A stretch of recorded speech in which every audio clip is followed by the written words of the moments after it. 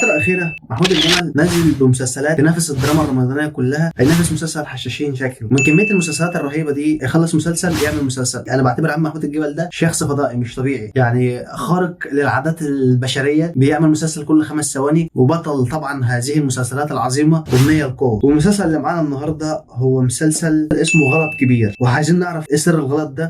وبناء على طلب احد المتابعين اللي انا بحبهم جدا عشان بيتفاعلوا مع القناه، فقررت اعمل حلقه على أمنية القوة تاني. ويلا بينا نشوف الغلط الكبير ده بيقول ايه. ازيك، انا ابو الكرم وده فيديو جديد.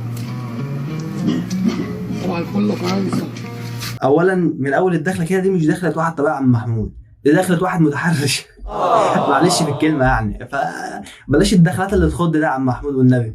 يا استاذ محمود، انا قلت لك كذا مره قبل كده لما تيجي تتكلم معايا اتكلم من بعيد، مش لازم تقرب مني كده. ما جبتش انا حاجه من عندي اهو يا عم، اهو ما جبتش حاجه من عندي.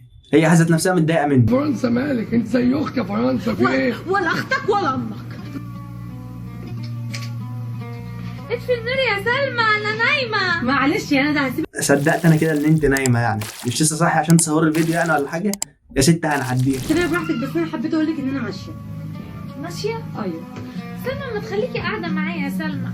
بصراحه يا ندى، ماما وبابا وحشوني قوي، فانا هروح واجيلك بكره ان شاء الله ومش هتاخر عليكي. بكره الساعه 6 هكون عندك.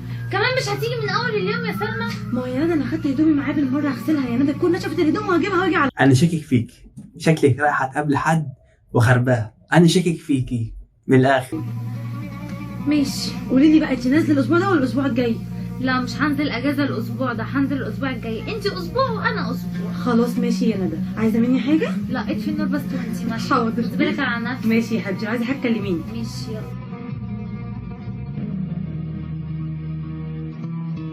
يلا. انت كده نمت يعني؟ طب ما في نور في الجنب اهو، الاضاءه اللي بتصوروا فيها كده، يعني هتعرفي تنامي يعني؟ ماشي يا عم.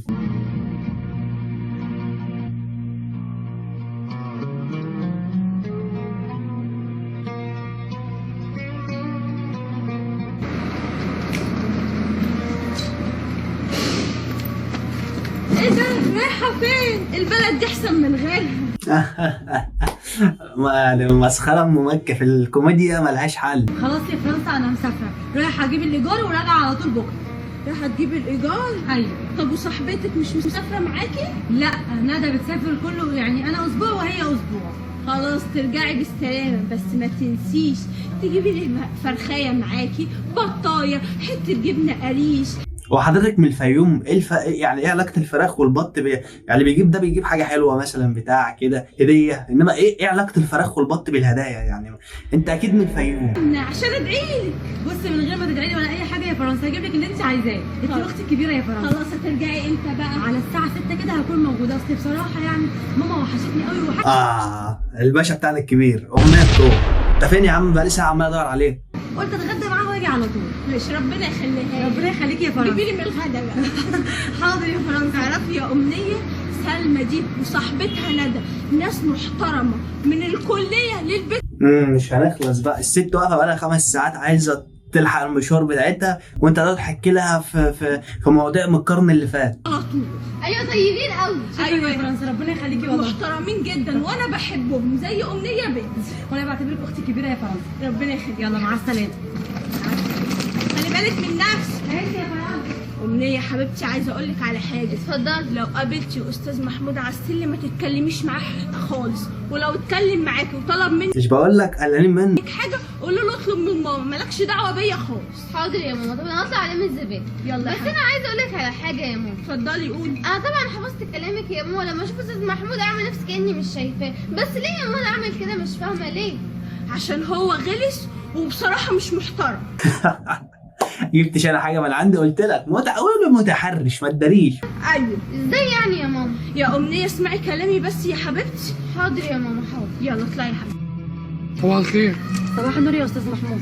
ايه امال على فين كده؟ انا مسافره، رايحه اجيب الايجار وراجعه بكره ان شاء الله. بجد مروحه يعني؟ ايوه. بتسافري ازاي بقى؟ بركب القطر. يعني اللي بتسافر ازاي؟ ده سؤال ذكي جدا. يعني ما اكيد هتسافر بالطياره، عربيه، قطر، بتاع اي حاجه. انت بتسال اسئله مريبه على فكره. بالقطر؟ بتركب القطر ليه وعربيتي موجوده؟ لا انت تيجي تركب معايا العربيه اوصلك. شكرا يا استاذ. ايه المضحك في الموضوع يعني يا اسطى؟ لا انت شكلك غلس، طالع في الفيديو ده غلس. عم محمود، انا بحبك عم محمود. انا بقول لك اهو. محمود مش عايزه حاجه. ده انا عاوزك في كلمتين بس. كلمتين ايه يا استاذ وكده محمود؟ ولا غدا ولا فطار، بعد اذنك ما تتكلمش معايا خالص. العلاقه اللي بيني وبينك انك بتاخد مني الايجار، وكمان الايجار بسيبهولك مع فرنسا جوه، يبقى ما تتكلمش معايا خالص. وكمان لو خبطت عليا باب الشقه ولا غلست عليا انا او صاحبتي ندى، والله هقول لمامتي وبابايا. بقول لك هتكلم معاك كلمتين، ايه لازمه اللي انت قلتيه ده كله؟ انت عايز تتكلم معايا بايه؟ ليك عندي ايه عشان تتكلم معايا اصلا؟ طب ما نتغدوا مع بعضينا هقول لك. يعني هو لازم تتغدى معاك يعني عشان كده يبقى في عيش وملح والدنيا تبقى حلوه؟ يعني ايه علاقه الغدا بالموضوع برضه؟ عايز افهم بصراحه بقى يا استاذ محمود انت زودتها قوي، انت بتغلس جامد قوي كده، ما ينفعش خالص. بعد اذنك يا استاذ محمود. ظرفتها له في وش كده يعني كسف جابها على طول كده. ما اهدى على عم محمود برضه، عم محمود رومانسي وشاعري برضه. قمر بقول لك هغديك يا بنت. يا بابا يا بابا. نفسي افهم اللغز اللي في كل فيديوهاتهم، كل فيديو يقعدوا يشغلوا اغانيهم، وانا لو سبت الاغنيه شغاله هاخد كوبي محترم. فطبعا لازم نعدي الاغنيه اللطيفه دي عشان ما ناخدش ايه كوبي. كفايه بقى، كفايه اغاني طول النهار، اغاني اغاني اغاني. انا بحب اغاني مستر احمد. ما انا عارفه ان انت تحبي الاميره فيروز. اشوف اذكياء جدا بيسووا الاغاني بتاعتهم جوه الفيديوهات بتاعتهم. يعني احنا في مسلسل ولا في قصه ولا في اغاني؟ يعني انا تهت منكم. مستر احمد ايوه. ايه رايك بقى يا ستي؟ انا رايحه السوبر ماركت دلوقتي، هشتري حلويات كتير وحاجات كتير للبيت، ايه رايك تيجي معايا؟ ماشي ماشي يلا يلا بينا. هجيب لك بص حلويات كتير قد ايه؟ قد الدنيا دي كلها. كتير كتير كتير كتير كتير كتير كتير. لا ده كده اوفر يعني. خلاص انت قلت كتير كتير قوي يعني. خلاص بقى نشوف اللي بعده. يلا بينا يلا يلا يا بابا.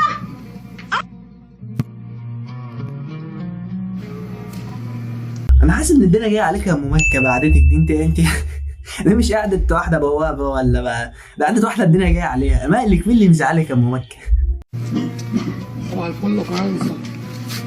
يا استاذ محمود انا قلت لك كذا مره قبل كده، لما تيجي تتكلم معايا اتكلم من بعيد. هو مش دي الحته اللي احنا شفناها في اول الفيديو؟ لازم ترجعوها هنا تاني يا عم. اتكلم من بعيد. انت ما اتعلمتش من غلطك في اول الفيديو ولا ايه؟ الايجار فين؟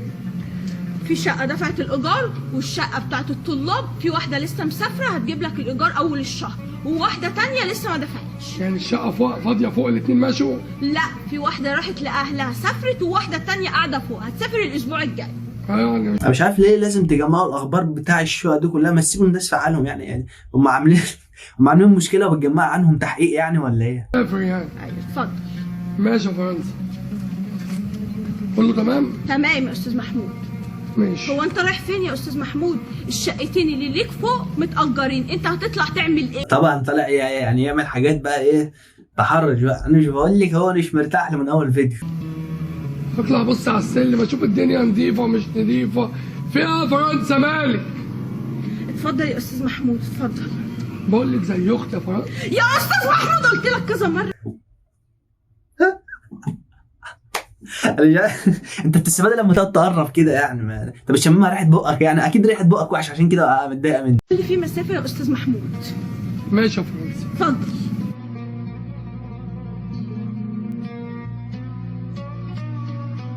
شوف شتيمه بتشتمه هنا بس هو عشان الصوت.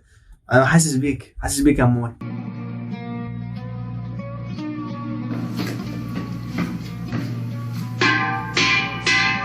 يعني هو انت بتكنسي السلم ولا عماله تخبطي في الانبوبه ولا بتعملي ايه بالظبط؟ ازيك يا ابني يا حبيبتي؟ عامله ايه؟ لو سمحت ما تلمسي شعري تاني. شعرك حلو اهو يا حبيبتي. لو سمحت مالكش دعوه يا استاذ محمود، ما ينفعش كده. يا عم محمود انت بقى زعلان منك يا عم محمود. ده انت مش هتقلق كبير ولا صغير على ده زي بنتك يعني يا عم محمود. يعني عيب كده، عيب يعني الحاجات دي عيب يا عم محمود. والله العظيم ما ينفعش، عشان ماما قالت لي ما ينفعش حد يلمسك، وبالذات انت كمان عشان انت بتضايق الناس. ما تلمسنيش تاني. انا بضايق الناس؟ ايوه. هي الناس عندها عندي فكره وحشه انا ضايقتك. انا دلوقتي كده اقول لك تاني برضو انت يعني ده انت مصر على ده انت متحرش على ابوه يعني. يخرب بيت الثبات على المبدأ. هقول لماما على فكره يا ماما. يا بنتي خلاص ده يا ماما امشي. ماما شاطره يا امنيه شاطره. انت كده سامعه كلام ماما وكده بتنفذي تعليماتها، فماما هتبقى مبسوطه منك وانا مبسوط منك. يلا بينا يا ستي. يلا نروح بقى السوبر ماركت وجيب كل اللي نفسك فيه. انا مبسوطه جدا. السلام عليكم. اتفضل يا استاذ محمود. ازيك يا ام غزل عامله ايه؟ هو ابو غزل لسه مسافر؟ هو هيجي امتى بقى؟ هو انت ليه لازم تروح لكل واحد يعني تساله في تفاصيله الشخصيه؟ يعني انت بتستمتع لما تعرف تفاصيل الناس الشخصيه يعني ولا ايه؟ اتفضل يا استاذ محمود اطلع، انا عايزه اعدي، ما يصحش كده اللي حضرتك بتعمله ده. طب امانه سلمي لي عليه ماشي. حضرتك اسلم لك عليه ليه؟ حضرتك اصلا كنتوا تعرفوا، كنتوا صحاب اصلا عشان اسلم لك عليه. عاملها غزه كبرت يا غزه. لو سمحت ايدك. عم محمود ايه يا عم محمود؟ لا صغير ولا كبير، عيب يا عم محمود، يا عم محمود عيب الكلام ده. بنتي اللي بتعمله ده مش صح وخلي بالك، فاهم؟ اخر مره هحذرك، بنتي مالكش دعوه بيها، ولو شفتها في اي مكان ولا على السلالم ما تكلمهاش ولا حتى تقول لها ازيك. سلم عليها عادي مفيش حاجه يعني. ازاي يعني مفيش حاجه؟ ده كل العماره بتقول عليك ان انت بني ادم مش كويس. زي اختي الصغيره. ولا اختك ولا بنت. هو انت كل اللي في العماره اخواتك ولا ايه؟ ده انت مصر كلها بقت اخواتك بسبب الكلمه دي. اخر مره هحذرك، ايدك ما تمدش على بنتي ولا حتى تقول لها ازيك، فاهم؟ ماشي. خدت بالك من الحته بتاع الصباع دي؟ واخد بالك يعني؟ حاسب بقى عشان ما تتعورش، حاسب. سلمي لي على ابو غزل. تاني؟ ده انت راجل بنت. يا ماما شوف بقى، بتجيب الشتيمه لنفسك يا عم محمود، يعني ينفع كده؟ كنت بحبك والله يا عم محمود، زعلت منك بعد الفيديو ده. هذا ايه غزل؟ انا عايزه اقول لك على حاجه، وانت ليه بتعاملي عم محمود كده؟ ده كمان عم محمود ده طيب قوي، كل ما يعني بعد ده كله انت لسه بتقول انت طيب؟ هو انت كنت نايمه تنويم مغناطيسي ومش معانا في الفيديو ولا ايه؟ ايه ظروفك يا بنت معانا؟ يقول انت شعرك جميل قوي، بيفضل يلعب في شعرك. وانت ما قلتيش ليه الكلام ده؟ من امتى انت بتخبي عليا حاجه؟ اخر مره تخبي عليا حاجه، وعم محمود ده راجل وحش، اخر مره تقفي تتكلمي معاه وتسلمي عليه، ولو شفتيه على السلالم اطلعي اجري على السلالم واسبقيه، فاهمه ولا مش فاهمه؟ ليه يا ماما بس؟ بفهمك وخلاص يا غزل. ماشي يا حبيبتي، انا خايفه عليك يا زوزو. مش انا اسفه يا ماما. لازم يعني عم محمود ده ما يعتقش. عم محمود ده ما يعني بص، ما هو شاف طفل لسه مولود ما حرص منه. زعلانه منك والله، ما اعرفش اصلا ايه اللي بيجيبوا العماره، المفروض ان هو مأجر يعني كل شويه، ايه اللي بيدخل العماره اصلا؟ المفروض والله نعمله اجتماع ونمشوه اصلا من العماره. يلا يلا بينا يا ماما. يلا. يعني نفسي افهم ايه يعني الراجل اللي بيعمل الفيديوهات دي إيه يعني؟ انت ايه حكايتك مع السلو موشن؟ يعني لازم الفيديو تبطئه على كل مشهد، لازم تبطئ يعني؟ انت اللي يعني تستمتع يعني لما تبطئ الفيديوهات بالطريقه دي ولا ايه؟ عايز افهم والله بس.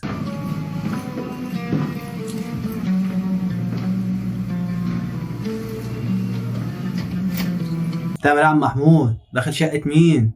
شقه مين؟ وبس كده كل الفيديو بتاعنا خلص. لو انت من الابطال وكمل معانا الفيديو للنهايه، ما تنساش بقى الشير واللايك وسبسكرايب، وتابعنا على الانستا، وتابعت لي اي فيديوهات عايزني رياكت عليها هناك. سلام.